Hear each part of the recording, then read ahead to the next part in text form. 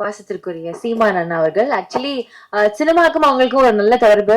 அன்னையில இருந்து இன்னைக்கு வரைக்கும் ஒரு நல்ல ஒரு பற்று இருந்துகிட்டே இருக்கு. நிறைய படங்கள் பாப்பீங்க அப்படின்னு நாங்க கேள்விப்பட்டோம், நிறைய டிஸ்கஸ் பண்றீங்க. இந்த படத்தை பார்த்துட்டுமே அவர் வந்து ரொம்ப பாராட்டினாரு அப்படின்ற மாதிரி எல்லாம் நாங்க கேள்விப்பட்டோம். சோ நீங்க அதை பத்தி ஷேர் பண்ணீங்கன்னா. ஆமா சார், ரைட். அவங்க அவங்க நிறைய படங்கள் வந்து இயக்கியிருக்கிறாங்க, நிறைய படங்கள் நடிச்சிருக்காங்க. இன்ஃபேக்ட் அவருடைய நடிப்புக்கு வந்து நானுமே ஒரு ஃபேன் தான் கண்டிப்பா. So thank you so much sir. அங்க ஒரு சில வார்த்தைகள் உங்ககிட்ட இருந்து.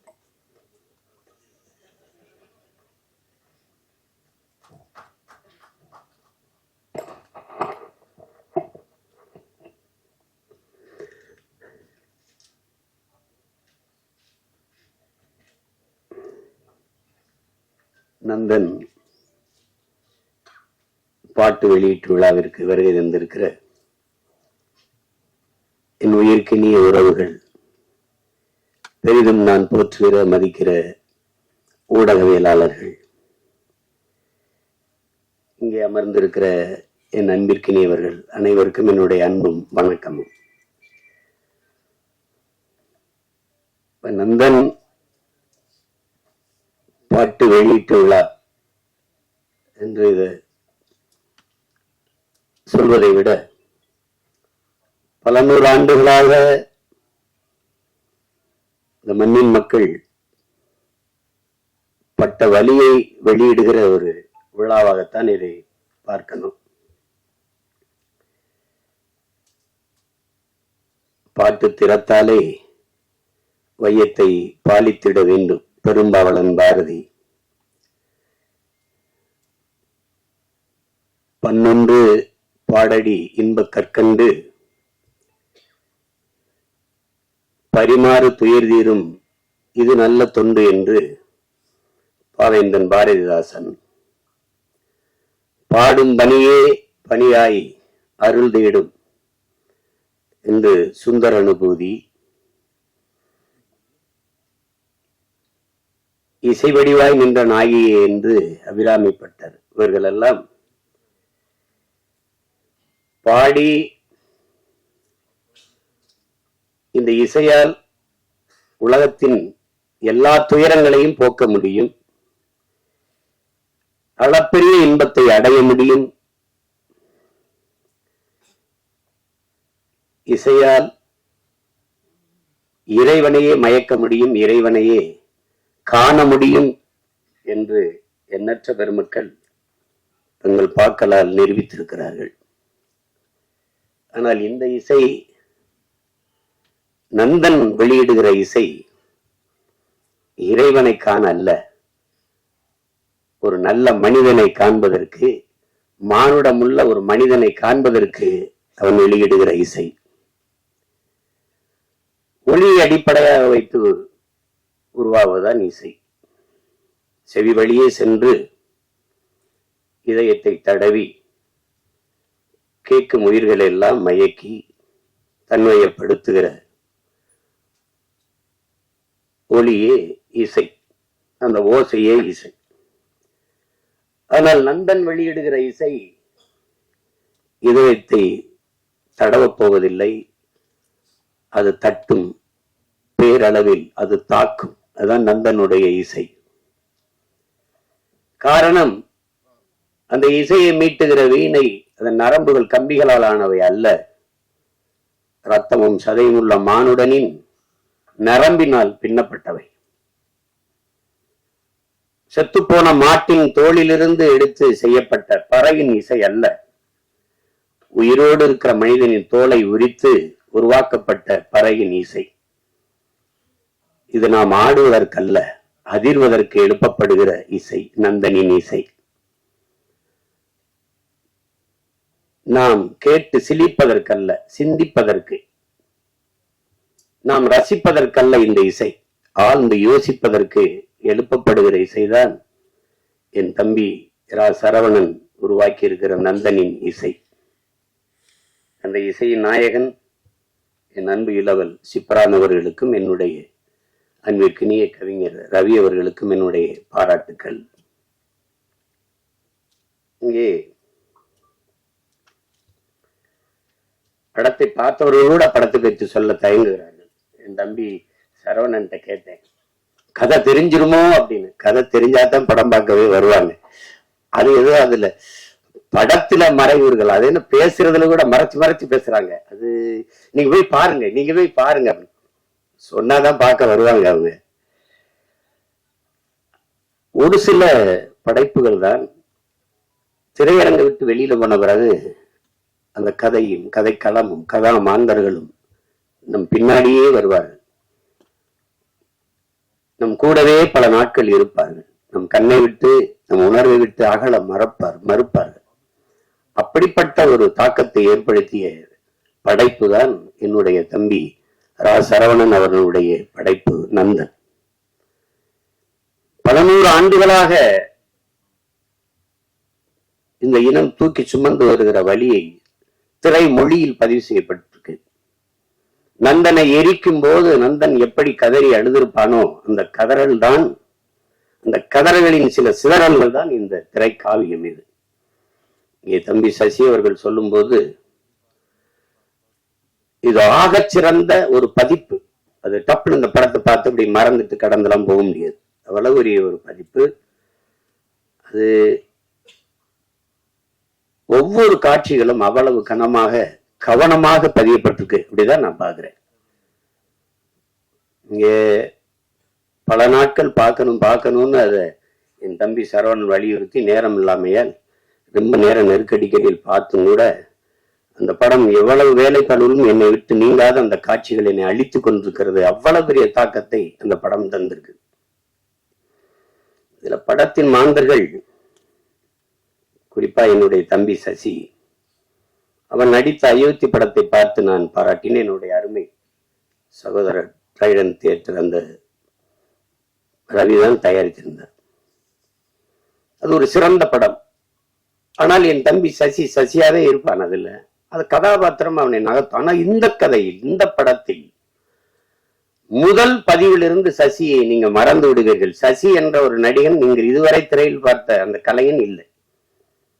உண்மையிலேயே அது கூடுப்பானையாகவே வாழ்ந்திருப்பான். அப்படி ஒரு உடல் மொழி, அவனுடைய உரையாடல், உச்சரிப்பு அவ்வளவு அருமையான ஒரு வெளிப்பாடு. அதை எவ்வளவு பாராட்டினாலும் தகும்.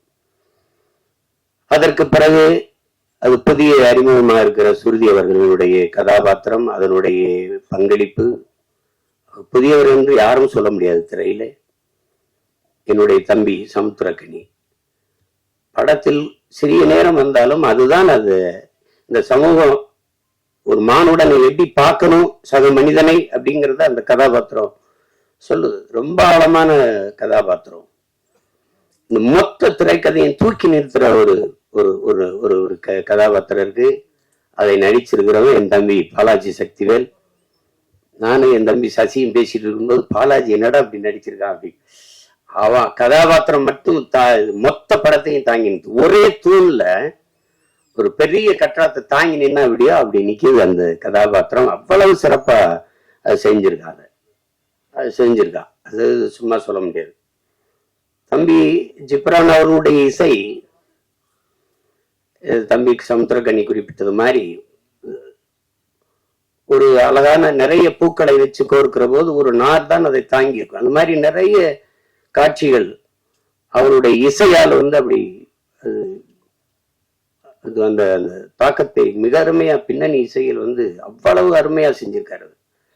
அதை ரொம்ப யோசிச்சுதான் வடிவெடுத்துருக்காங்க ஜிப்ரான் தான் அது. ஏன்னா பின்னணி இசையில் ஒரு படத்தை தூக்கி நிறுத்துகிற ஆற்றல் ரொம்ப அரிதினும் அரிது.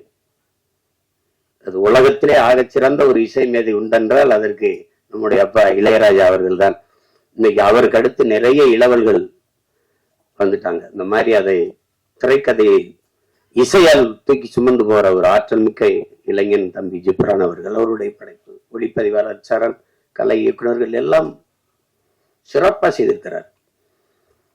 ஒரு அந்த புதிதாக நடித்திருக்கிற இருக்கிறாங்க நிலா, சுதாகர், அவங்க எல்லாம் அதாவது தொழில்முறை நடிகர்கள் இல்லை. ஊர்ல இருக்கிறவங்க ஒருத்தர் கூட ஒரு தவறா ஒரு எப்படி சொல்றது முகபாவத்தை தந்திருக்க மாட்டாங்க. எல்லாம் உரிய அளவுல பிரமிச்சிருவீங்க நீங்க. இந்த மாதிரி நேர்த்தியான படங்கள் ரொம்ப நாளாச்சு.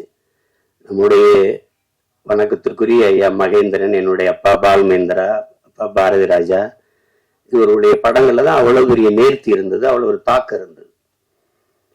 ஆனால் சில படங்கள் பொழுதை போக்கும். அதுக்கு வரியே நம்ம கேளிக்கை வரின்னு தான் விதிக்கிறோம். அது பொழுது போக்கும். ஏதாவது ஒரு அரிதிலும் அரிதான படங்கள் தான் பொழுதை நல்ல பொழுதா ஆக்கும். இது ஆகச் சிறந்த பொழுதாக அந்த 2 மணி நேரம் 5 நிமிடத்தை சிறந்த பொழுதாக ஆக்குகிற ஒரு திரைக்காவியம் தான் நந்தன். அது என் தம்பி இதுக்கு முன்னாடி கத்துக்குட்டி இந்த உடன்பிறப்புலாம் எடுத்திருந்தாலும் கூட இந்த 3வது பதிப்பு மிக முத்தான பதிப்பு அப்படிதான் நான் பாக்குறேன். அது திரையரங்கு படம் முடிச்சுட்டு நாங்க ரொம்ப அவசரமா போனாலும் நான் போகவே இல்லை. என்னுடைய மனைவி எல்லாம் அந்த கடைசி காட்சியிலிருந்து திரும்பிக்கிட்டு அழுதுகிட்டு இருந்தாங்க. அது அவ்வளவு நெகிழ்ச்சியா இருந்தது. அது அவங்களுக்கு இவங்கெல்லாம் சொல்ல பயப்படுவாங்க கதையை. நான் சொல்ற கதை மிக ஆழமான கதை.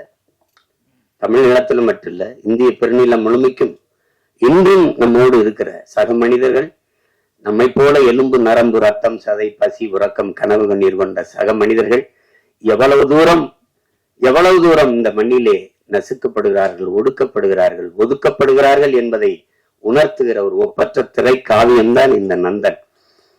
நாட்டின் இன்னைக்கு பொருளாதார அடிப்படையில் இடஒதுக்கீடை நாம் பேசுறோம், நாம் வரவேற்கிறோம். ஆனால் இடஒதுக்கீடு ஏன் கொண்டு வரப்பட்டது அப்படிங்கிறத நீங்க அறிவார்ந்த என் உறவுகள் நீங்க சிந்திச்சு பார்க்கணும். சீமான் இந்த தெருவுல போகக்கூடாது என்றது ஏழை என்பதற்காக அல்ல. என் உடன் பிறந்தவர்களே, இந்த கோயில்ல நான் நுழையக்கூடாது என்பது நான் ஏழை என்பதற்காக அல்ல. இந்த குளத்தில் நான் குளிக்க கூடாது என்பது நான் ஏழை என்பதற்காக அல்ல. நான் எளிமகன், ஈன சாதி, தாழ்ந்தவன், தீண்டத்தகாதவன் என்பதற்காக. எதன் பொருட்டு இங்கே எனக்கு கல்வி, வேலை வாய்ப்பு, அரசியல் அதிகாரம் மறுக்கப்பட்டதோ அதன் பொருட்டு அது கொடுக்கப்பட வேண்டும் என்பதற்காக உருவாக்கப்பட்ட ஒன்றுதான் வகுப்பு வாரி பிரதிநிதித்துவம். அது நீங்க புரிஞ்சுக்கணும். ஏழை சீமான் நாளை அதானி அம்பானி ஆகிவிடலாம், பொருளாதார அளவுகோல் மாறிவிடும். ஆனால் இன்றைக்கு இழிமகன் சீமான் எந்த உயரத்திற்கு போனாலும் என் மீது சுமத்தப்பட்ட சாதிய இழிவு போக மறுக்கிறது. அதற்கு சான்று சீமான் அல்ல, இந்த நாட்டின் முதல் குடிமகன் president of India Ramnath Kovind கோயிலுக்கு வெளியே ஒரு மரத்து நிழல்லே குடும்பத்தோட யாகம் வளர்த்து கும்பிட்டு போனது இன்னும் இருக்கு. வரலாற்று நிகழ்கால நிஜம். நாட்டின் முதல் குடிமகன் Droupadi Murmu president of India, நாட்டின் பிரதம அமைச்சர் மாண்புமிகு ஐயா நரேந்திர மோடி ஒரு நாற்காலியிலே, ஐயா அத்வானி ஒரு நாற்காலியிலே, அவர் வீட்டு வாசலில் அமர்ந்து பேசுகிறார்கள். அந்த அருமை பெருமகள் அந்த ஓரத்திலே கைகட்டி நின்று கொண்டிருக்கிறார். Citizen of president of India. இந்த நாட்டில் பெண்ணிய உரிமை பேசுகிறோம், பெண்களுக்கு இடஒதுக்கீடு பேசுகிறோம், சமத்துவம் பேசுகிறோம், சகோதரத்துவம் பேசுகிறோம், ஜனநாயகம் பேசுகிறோம்.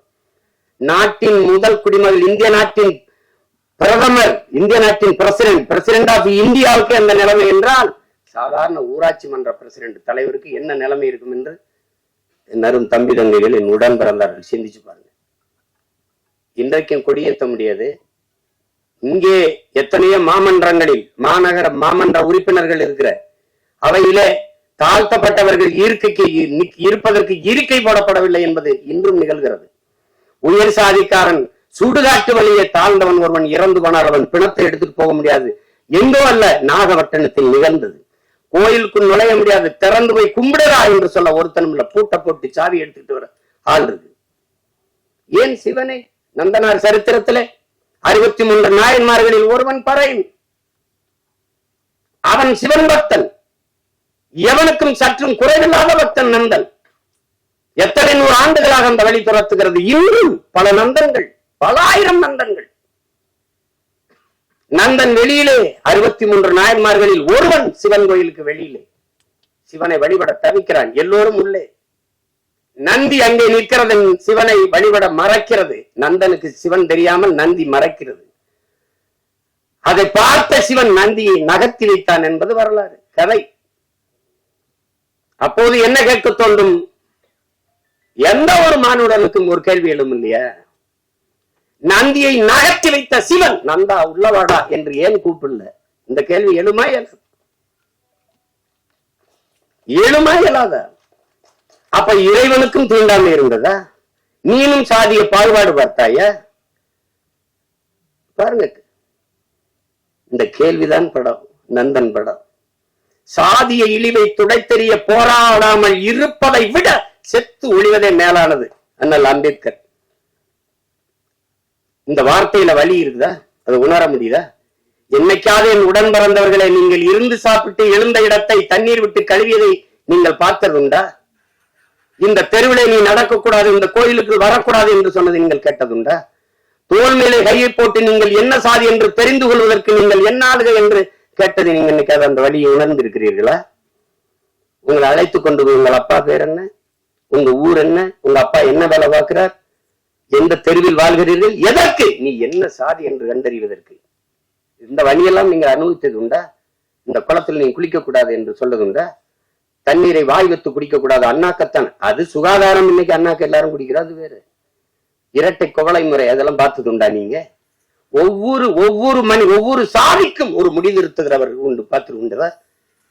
சலவை தொழிலாளி இந்த சாதிக்கு விழுக்கிறவர் தனி.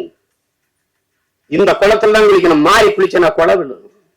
இதெல்லாம் எங்க இருக்குன்னு நினைக்காது, இன்னும் இங்க இருக்கு, இன்னும் இருக்கு.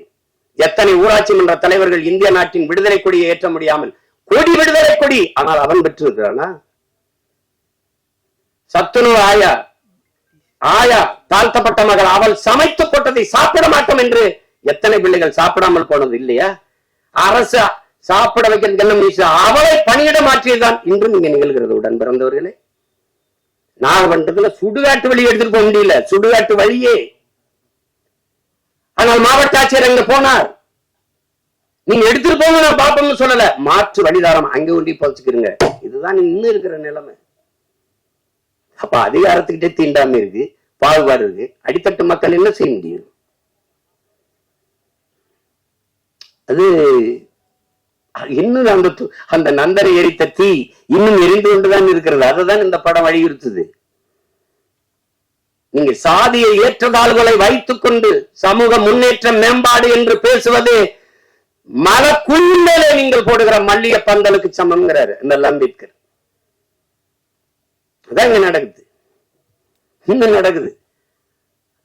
ஆனா நம்ம சகோதரத்துவம் பேசுவோம், சமத்துவம் பேசுவோம். இந்திய அரசியல் அமைப்பு சட்டம் கொடுத்தது தமிழ்நாட்டுக்குள்ள 42 தொகுதி ஆதி குடிகளுக்கு, 2 தொகுதி பழங்குடி. ஆனால் அரசியல் அமைப்பு தந்ததை தவிர இந்த கட்சிகள் கொடுத்தது எத்தனை? ஒண்ணும் கிடையாது. அந்த முறை மட்டும் இல்லை என்றால் ஒருவன் கூட ஒரு சீட்டு கொடுத்துக்க மாட்டான். இந்த காலத்திலையும் பொது தொகுதிக்கு நிறுத்துறதுக்கு, பொது தொகுதிக்கு ஆசைப்படக்கூடாதுன்னு சொல்றதுல இருக்குதானே செய்யுது. மொத்தமா வச்சு செதுக்கி தள்ளிட்டார் 2 மணி நேரம் 5 நிமிஷத்துல மொத்தமா. அதாவது ஒரு பெரிய அரசியல் பொது மேடையில பேச தயங்குறதை திரைமொழியில் மொழிபெயர்த்ததுக்காகவாது என் தம்பி சரவணன் போற்றத்தக்கவன், பாராட்டப்படத்தக்கவன். யாரும் இந்த படத்தை தயாரிக்க மாட்டாங்கன்னு அவனுக்கு தெரியும். இந்த கதையை சொன்னா ஏத்துக்க மாட்டான், பயப்படுவான். ஆனால் பயப்படாம துணிஞ்சு அவன் என்ன பெரிய கோடீஸ்வரன், பிச்சை எடுத்து அங்க 1000 வாங்கியிருப்பான், இங்க 2000 வாங்கியிருப்பான், இங்க 1 லட்சம் வாங்கியிருப்பான், 50,000 இருப்பான். அதை சேர்த்து வச்சு குருவி சேர்த்த மாதிரி வச்சு இந்த படத்தை எடுத்துட்டான். அந்த படத்தை எவ்வளவு திறமை இருந்தாலும் வாய்ப்பில்லை என்றால் அது வெளிப்படாது. ஆனால் இவ்வளவு ஒரு அற்புத திரைப்படத்தை கொண்டு போய் சேர்க்கிறேன்னு துணிந்து வந்த இந்த மகன் ரவி, ட்ரைடன் ஆர்ட்ஸ் ரவி, எவ்வளவு வேணாலும் பாராட்டலாம். நெருக்கடியான நேரம் தான். நட்புக்காக என் தம்பி சமுத்திரக்கனி எல்லாம் அவன் 3 நாள் தேதி வாங்கினா, ஆனா ஒரே நாள்ல நடிக்க வச்சு மொத்த காட்சி எடுத்து அனுப்பிடுறான். இப்ப நான் நேற்று ராத்திரி இரவுல இறங்கி இப்ப போகணும், திருப்பி உடனே போய் இரவுல எனக்கு மதுரையில பொதுக்கூட்டம், திருப்பி போனாலும் என் தம்பிகள் மேல நான் வச்சிருக்க பேரன்பு. ஒரு தம்பி படம் எடுத்தாலே வருவேன், எல்லா தம்பியும் சேர்ந்து எடுத்திருக்கான். படத்தை சொதப்பி வச்சா போடான்னு திட்டிட்டு போவேன். நல்லா வேற எடுத்திருக்கான், ரொம்ப நல்லா வேற எடுத்திருக்கான். அவன் கூட்டி வரல சரவணன், படம் என்னை அழைத்து வந்திருக்கு, நீ வந்து பேசு, படத்தை பற்றி பேசு. எல்லாரும் அற்புத பங்களிப்பு. ஒழிப்பதெல்லாம் சின்ன சின்ன பசங்களா இருக்கிறாங்க. திறம்பட்ட ஆளுமை எல்லாருமே வெளிப்படுத்திருக்காங்க. அதுல குறிப்பா நான் பொறாமைப்பட்டது ஒன்று இருக்கு. என் தம்பி சமுத்திரக்கனி கதாபாத்திரம், அந்த காட்சி அவன் நடிச்ச அந்த ஒரு நாளை எனக்கு கொடுத்துட கூடாதாடா அப்படின்னு சரவணனை திட்டினேன். சசிகிட்ட கூட சொல்லிட்டேன், அந்த கதாபாத்திரத்தை என்ன நடிக்க வச்சிருக்கலாம்லாடா. ஏன்னா நான் தான் அவன், என்னுடைய கதாபாத்திரம் தான் கனி நடிச்சிருக்கான், அருமையா நடிச்சிருக்கான். அவன் அப்பப்ப அந்த அப்படி எங்கேயாவது அவன் போறான். இப்ப நான் எனக்கு ரொம்ப பொழுதுனா விஜய் சூப்பர் தான் பார்ப்பேன். என் மகன்கிட்ட வீட்டு திரை போடலாம்னா, அப்ப தெலுங்கு டப்பிங் படத்துக்குலாம் எதுக்குப்பா வீட்டு திரைன்னு கேட்கிறான். அந்த மாதிரி பார்ப்பேன். அதுல எந்த படம் பார்த்தாலும் என் தம்பி இருக்கான். மகேஷ் பாபுட நடிக்கிறான், ரவி தேஜாவோட சண்டைய போடுறான், அங்க பாக்குற எல்லாரோட இருக்கான். நான் சொல்லிட்டேன், சசியா எப்போ எந்த படத்துலயும் இருக்கான்டாவன். அவங்க கேமரா இல்லாம கூட போனாலும் போவாங்க, இவருக்கு தம்பி கனி இல்லாம படப்பிடிக்க போக மாட்டாங்க இவருட. அந்த நேரத்திலையும் பார்த்து இப்ப சொல்லிட்டு இருப்பான், காலையில 6 மணிக்கு வந்து தூங்காம குளிச்சுட்டு வந்துருக்கான், அந்த தூங்கிடுவா கொஞ்ச நேரம் கேக்குறான். இப்ப திருப்பி அவன் தேனிக்கு போகணும், நான் மதுரைக்கு போகணும். அத்தனை ஓட்டங்களுக்கு இடையில ஒரு கொஞ்ச நேரம் நில்லுங்கடான்னு இந்த படம் நிறுத்தி வச்சிருக்குன்னா அது காரணம் அந்த படத்தில் இருக்கிற தாக்கம் தான். நான் சும்மா சொல்ல, நல்லா இருக்குன்னா நல்லா இருக்கு, நல்லா இல்லைன்னா அப்புறம் போயிட்டு பேசிட்டா, என் தம்பி பொண்ணு பார்க்க போன கதை தான் சொல்லுவாங்கல்ல, நான் போயிட்டு வரட்டா அப்படின்னு. நீங்க இது எவ்வளவு காலத்துல இருந்து இருக்குது பாருங்க. இன்னைக்கு நேத்து நம்மளை தொடரல. பிறப்பு ஒக்கும் எல்லா உயிருக்கும் என்று பாட வேண்டிய தேவை ஏன் வள்ளுவ பெருமகனாருக்கு வந்தது? பகுத்துண்டு பல் உயிர்கள் ஓம்புக என்று ஏன் சொல்ல வேண்டிய அவசியம் வந்தது? சாதி இரண்டொழிய வேறில்லை சாற்றுங்கால் நீதி வழிவா நெறிமுறையில் மேதினிகள் இட்டோர் பெரியார் இடாதா இழிகுலத்தோர் பட்டாங்கில் உள்ளபடி என்று பாட வேண்டிய அவை பெருமாட்டிக்கு ஏன் வந்தது? பறச்சியாவதேதடா பணத்தியாதேவதா இறைச்சி தோல் எலும்பிலே இலக்கமிட்டு இருக்குது என்று பாட வேண்டிய சித்தர் சிவாக்கிற்கு ஏன் வந்தது? எதுக்கு வருது? யாரு மேல கீழினாலும் ரத்தம் ஒண்ணுதான், ஆக மொத்தம் நீ நானும் 10 மாதம் தான். தாத்தா பட்டுக்கோட்டைக்கு ஏன் வந்தது? சாதிகள் இல்லையடி பாப்பா குல தாழ்ச்சி உயர்ச்சி சொல்லல் பாவம் நீதி உயர்ந்த மரியாதை அன்பு நிறைய உடையோர் மேலோருங்கிறான். யாரு? பாரதி. என்ன எல்லாம் கேட்பான், பாட்டன் பாரதிங்கிற. அப்படி சீமானுக்கு எப்படி பாரதி பாட்டன் ஆயிட்டா அப்படின்னு வெறிவர் மல்ல. பெரியாரது எல்லாருக்கும் தந்தையா இருக்கும்போது பாரதி எனக்கு பாட்டனா இருக்கிறது என்ன உங்களுக்கு பிரச்சனை? என்ன பிரச்சனை? சோனியா காந்தி அன்னையா இருக்கும் போது பாரதியும் எனக்கு பாட்டனாவும் ஊவேசா எனக்கு தாத்தாவா இருக்குல்ல, என்ன பிரச்சனை? சாதிகள் இல்லையடி பாப்பா என்று பாடியவனை பாப்பான் என்று சொல்லி கொடுத்தவன் இறங்க. எப்படி இருக்கு? ஆழ்ந்து போங்க வலிக்கும், இறங்குங்க. நான் இப்படித்தான் என் வீட்டு வாலி விழுந்துருச்சுன்னு தான் கிணத்துக்குள்ள குதிச்சேன். மூழ்கி போகும்போது என் பரம்பரையே உள்ள கிடக்குன்னு தெரிஞ்சு முதல்ல என் வாலி எடுக்கத்தான் இறங்குனேன் நான் கிணத்துக்குள்ள. உலங்கு பாருங்க, இருட்டறையில் உள்ளதா உலகம், சாதி இருக்கின்றதென்பானும் இருக்கின்றானே என்றான் புரட்சி பாவலன். பாருங்க, தமிழுக்கும் அமுதன் என்ற பேர் அந்த தமிழ் இன்பத்தமிழ் எங்கள் உயிருக்கு நேர்ந்து பாடிய பாரதிதாசன் புரட்சி பாவலன். தமிழ் வளர்த்தல் ஒன்று, சாதி ஒழித்தல் மற்றொன்று என்று பாடல. சாதி ஒழித்தல் ஒன்று, நல்ல தமிழ் வளர்த்தல் மற்றொன்று. நான் முதல்ல ஒழிக்கணும்டா சாதி என்ன? கடவுள் வரி சமய வரி கண்ணன் நிகர் தமிழுக்கு நோய் நோய் நோயே இடை வந்த சாதி எனும் இடர் ஒழிந்தால் ஆள்வது நம் தாய் தாய் தாயேன்னா அதை ஒழிக்கணும்டா அப்படின்னா. அப்புறம் எங்கிட்ட சகோதரத்துவம் சமத்துவம் ஜனநாயகம் ஏன் பேசுற? ஏன் பேசுற? மக்கள் அப்படி இருக்கானா? இல்ல. அயோத்தியில ஒரு பொது தொகுதியில் அகிலேஷ் யாதவ் ஒரு தாழ்த்தப்பட்ட தமிழ் மகனை நிறுத்தி பொது தொகுதியில வென்றான். மக்கள் சரியாக இருக்கான். 21 தேர்தலில் 16 இடங்கள் பொது தொகுதியை கொடுத்த ஆதி தமிழ் குடிகளுக்கு. என்னாரும் சொந்தங்களை உங்கள்கிட்ட சொல்றேன், நீங்க வேணா எடுத்து புள்ளி வரங்களை பாருங்க. நான் பொது தொகுதியில் ஆதி தமிழ் பிள்ளைகளை நிறுத்திய இடத்தில் தான் எனக்கு வாக்கு அதிகம். நீங்க எடுத்து பாரு வேணா புள்ளி விவரங்களை. அப்ப மக்கள் சரியா இருக்காங்க, நீ சரியா இல்ல. எல்லா வழியும் மொத்தமா ஒரு படம் பேசுதுன்னா அது நந்தன் பேசுது. அந்த படத்துக்கு பேர் பொருத்தம் அப்படி இருக்கு. நந்தனார் சரித்திரம் நீங்க அது பார்த்திருக்க முடியும். இப்ப அப்பெல்லாம் நாடகமா கூட வந்துச்சு, இப்ப இல்ல. அதுதான் அந்த நந்தனை எரித்த தீயில் ஒரு ஒரு கொஞ்சம் எடுத்துட்டு வந்துதான் எரிய விட்டுருக்கான் என் தம்பி. அந்த நந்தன்ல கைரே வச்சிருக்கான் பாருங்க. கல்வி அறிவற்ற சமூகம், படிக்க பள்ளிக்கூடம் கல்வி என்ன சொல்றது, கல்வி வரவே மறுத்த சமூகம் நாங்க. SC ST schedule tribes, SC Paraiyar Devendrar எல்லாருக்கும் இடஒதுக்கீடு இருக்கு. 18 விழுக்காடுங்கிறீங்க. முதல்ல எஸ்டிக்கு கம்யூனிட்டி சர்டிபிகேட் இருக்கா? சாதி சான்றிதழ் இருக்கா? ஆதி தமிழ் குடி குறவருக்கு இருளருக்கு சாதி சான்றிதழ் இருக்கா? இல்ல. திருவண்ணாமலை மாவட்டத்துல இல்லாம போராடும் போது இங்க இருந்து நான் வண்டி எடுத்துட்டு போய் அந்த மக்களோட உட்கார்ந்து பள்ளிக்கூடத்தை விட்டு கர்ப்பிணி பெண்கள் வேலைக்கு போகாம அந்த குறவர் குடி மக்கள் உட்கார்ந்து அவங்களோட உட்கார்ந்து போராடி 3000 பேருக்கு சாதி சான்றிதழை நான் பெற்றுக் கொடுத்திருக்கிறேன் என்றால் அப்ப எந்த நிலைமையில் அவன் மக்கள் இருக்கான்? சாதி சான்றிதழ் இல்லாதவன் என்ன சலுகையை பெற முடியும்? ரேஷன்ல அரிசி போடுறான், சரிதான். ரேஷன் கார்டுல தானே வாங்க முடியும், கார்டே இல்லையே. அந்த மக்களின் வழியை நீங்க அது பார்த்தாதான் தெரியும், அனுபவிச்சானது என்ன தெரியும். நமக்கு எல்லாமே செய்தி தான். விவசாயி செத்தாலும் செய்தி தான், நமக்கு மீனவன் செத்தாலும் செய்தி தான், எல்லாமே நமக்கு செய்தி தான். ஆனால் இந்த படத்தை பார்த்துட்டு அப்படி கடந்து போக முடியாது. பத்திரிகை இதழியல் உறவுகளுக்கெல்லாம் போட்டு காமிச்சாரா இல்லையான்னு தெரியல. நீங்க பார்க்கும்போது நான் பேசுற அந்த உணர்வு உங்களுக்கு புரியும். இது அது அவ்வளவு சிறந்த ஒரு ஒரு படைப்பு. அதுக்கு எடுக்கிறதுக்கு ஒரு அசாத்திய துணிவு வேணும். கதைக்களத்தை முதல்ல உள்வாங்கணும். அந்த கதாபாத்திரங்களை அதை அந்த திரைக்கதை அவ்வளவு செறிவா அவர் அந்த வழியை ஏற்படுத்துற அளவுக்கு செதுக்கிட்டார். ரொம்ப அசாத்தியமான ஒரு படைப்பு. சமீப காலத்துல ஒரு நீங்க தெருவில் நடந்துகிட்டே போகும்போது ஒரு அழகான ஒரு இடத்த பார்த்தா நின்று கொஞ்ச நேரம் பார்ப்பீங்கல்ல, அப்படி எத்தனையோ படம் பார்த்து நீங்க கடந்து போனாலும் நந்தன் படத்தை கொஞ்ச நேரம் நின்று அப்படி பார்ப்பீங்க. அப்படி ஒரு தாக்கத்தை ஏற்படுத்தக்கூடிய படம். இங்க நம்ம இன்னைக்கு இல்ல, எத்தனை முன்னோர்கள் நம்ம முன்னோர்கள் பாடியிருக்காங்க சாதி இழிவு தீண்டாமை கொடுமைக்கு. சாத்தா முத்துராமலிங்கத்தவர் அவர்களை இன்னைக்கு எல்லாம் சாதியவாதியா தான் இந்த சமூகம் பார்க்குது, போட்டு அப்படி கட்டமைக்குது. சாதிய எண்ணம் கொண்டவன் அரசியலுக்கு வந்தால் நாடு நாசமாகி முடியும் பேசுனது அவர் தான். சாதிய சிந்தனை கொண்டவன் இறைவனையே வழிபடார்கதை கற்றவன் அவர் தான். உன்கிரகை உயர்ந்தது உழைக்கிறகை தாழ்ந்தது என்கிற எண்ணம் எவருக்கும் இருக்கக்கூடாது. இறைவனுக்கு முன்னே இரண்டு கையும் இணைத்துத்தான் வணங்குகிறோம் என்று சொன்னதும் அவர் தான். பிறப்பில் இல்லை தாழ்ந்தவன் உயர்ந்தவன். அவன் பெற்றிருக்கிற கல்வி அறிவு, அவனுடைய தனி மனித ஒழுக்கம், செயல்பாடுகள், இதை வைத்துத்தான் ஒருவன் உயர்ந்தவன் தாழ்ந்தவன் என்று இதைத்தான் அம்பேத்கர் சொல்றார்.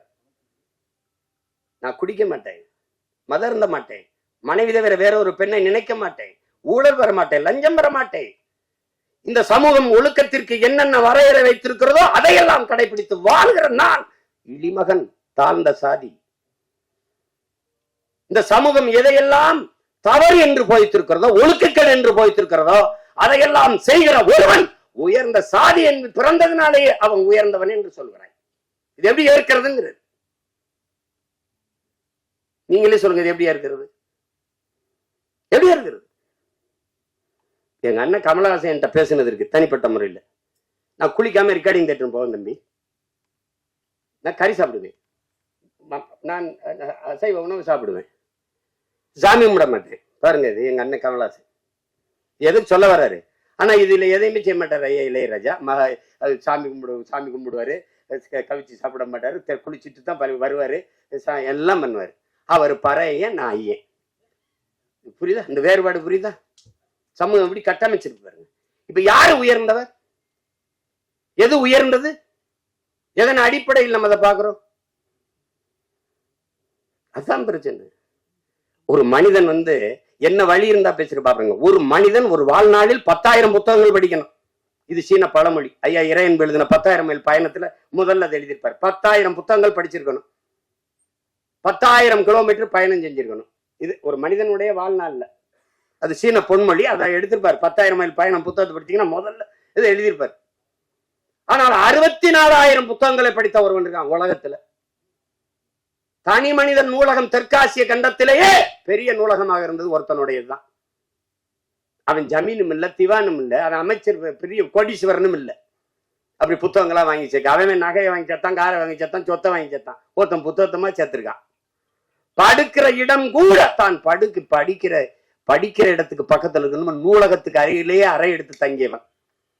உலகத்தின் தலை சிறந்த கல்வியாளன் சிலையை சிறக்க போகிறோம் என்று ஆஸ்திரேலிய பிரதமர் போய் சிலையை திறக்கிற ஒரு சிவப்பு பட்டு துணியிலே போர்த்தி இருக்கிறது. திறக்கிற அந்த மார்பளவு சிலை திறந்தால் அறிவாசா நன்னல் அம்பேத்கருடைய சிலை. என் அருமை பெருமக்களே, அந்த பேரறிஞன் சொல்லுகிறான், அவன் பட்ட வழியில் இருந்து அவன் மொழி வருகிறது. ஆடு குளித்து செல்கிறது இந்த குளத்திலே, மாடு குளித்து செல்கிறது சக மனிதன். நான் குளித்து வெளியேறக்கூடாதா? அந்த வழியை நீங்க புரிஞ்சுக்கிட்டீங்கன்னா இந்த படம் உங்களுக்கு ரொம்ப பிடிக்கும். இந்த வழியின் மொழிதான் நந்தன்கிற திரைக்காவியம். வழி இருந்தால் படத்தோட பொருந்திருவியே, அது உங்களை பாதிக்கும். இல்லை என்றால் இந்த படம் போதிக்கும். ஆனால் எப்படியாவது இந்த படம் உங்களை செய்யும். படைப்பு என்பது என்ன? என் உடன் பிறந்தவர்களே, ஒரு கல்லூரி வாசலில ஒரு கல் இருக்குது, பெரிய கல். அவன் என்ன சொல்றான், இதை எடுக்கணும், என்னடா பண்ணலாம் அப்படின்னு. அடிச்சு நொறுக்கி பூமிக்குள்ள புதைச்சிடலாம் ஒரு மாணவன். அதை எழுதிட்டு இது என்ன செய்யலாம்னு சொல்லுங்கடான்னா ஒருத்தன் எழுதிட்டு வரான். அடிச்சு நொறுக்கி சின்ன சின்ன கற்களா வச்சு பூமிக்குள்ள புதைச்சு விட்டுறலாம் ஒருத்தன் வந்து இதை உடைச்சி ரெண்டா போட்டு படிக்கல்லா போட்டு இருக்குது. அதை பார்த்து எல்லாரும் ரசிக்கிறான். இதுதான் படைப்பு.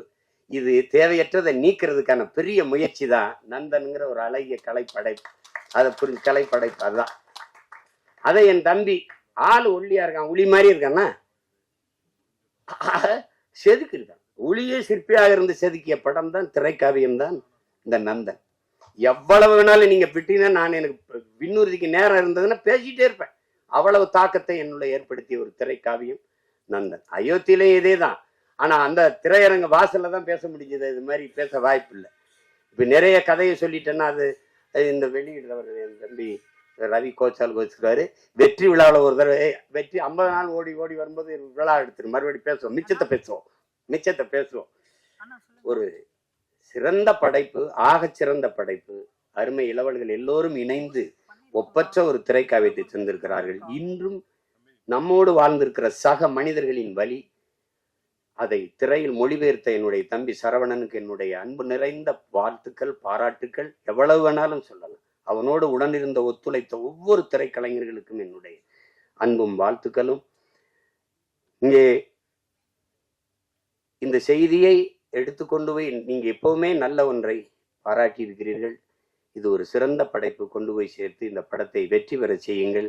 எளிய கலைஞர்கள், இளைய கலைஞர்கள் சேர்ந்து உருவாக்கிய ஈடு இணையற்ற ஒரு திரைக்காவியம். இது வெற்றியடையட்டும். இன்னும் பல சிறந்த திரைப்படங்கள் நமக்கு உருவாகட்டும். அது இது ஒரு இது இது ஒரு ஒரு புரட்சி என்பது அசரா புரட்சி. பகத்சிங்கிட்ட போய் புரட்சினா என்ன? புரட்சி என்பது ரத்தம் சிந்தும் வன்முறையாகத்தான் இருக்க வேண்டும் என்பது அல்ல. அது துப்பாக்கி தோட்டாக்களை தொழுவதும் அல்ல. அப்ப எதுதான் பகத்சிங் புரட்சி? வெளிப்படையாகவே அநீதிகளால் கட்டமைக்கப்பட்ட சமூகத்தை தகர்த்து முற்றுமுழுதாக புதிய ஒரு சமூகத்தை படைப்பதுதான் புரட்சிங்கிறான். அப்படி ஒரு புதிய ஒரு சமூகத்தை படைப்பதற்கான முயற்சி தான் நந்தன் படம் ஏற்படுத்த போகிற புரட்சி. புரட்சி என்பது ஒவ்வொரு மனிதனின் காலுக்கு கீழே காத்து கிடக்கிறது காய்ந்த சருகுகளாக ஒரு தீக்குச்சியின் உரசலுக்காக. அந்த தீக்குச்சி தான் நந்தன் பற்ற வைத்து போடுகிற தீக்குச்சி. அன்பிற்குரியவர்களை, புரட்சி தீ பற்றி எரியட்டும். மாற்றம் என்பது மானுட தத்துவம். மாறாது என்ற சொல்லை தவிர மற்றவை அனைத்தும் மாறிவிடும். மாறுவோம், மாற்றுவோம். புரட்சி ஓங்க. வாழ்த்துக்கள்.